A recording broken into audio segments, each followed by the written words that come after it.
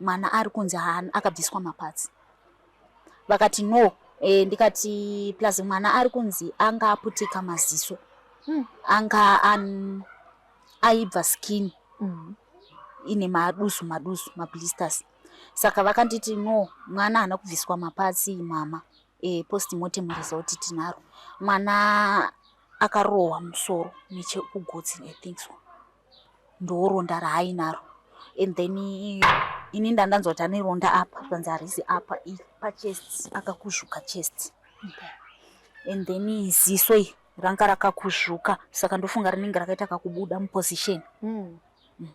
Saka minuti kana ari munhu akamurova kuti paakandodonha here kana kuti akatorohwa futi pazise ipapo atichaziva. And then anzi nemablisters, kuratidza kuti mwana kutsva. Sazoti kuti kutsva mukula box one day iroro here, zvokuti kangoshayikwa kumaraund 7 idzodzo dzemusi weSaturday, obva atowanikwa kumazuva rodoka futi kuti kumaraund 7 futi idzodzo dzemusi weSunday. Asi mwana anga atodi atoita mablisters zvokuti skin yake yakatosara yakanamira. Even mufoni nditori naro kula box racho, ritori nekula box rimwe racho rakatopitwa, ritori neskin yakanamira kumadziro. Saka pavaitaura mapurisa vaiti vakambudisa sei kana anga anamira? Hanzi mwana akaita zvokukuturwa ngebhini. Akaita ngebhini rokuturwa mara boss kuti adai anga kuramba.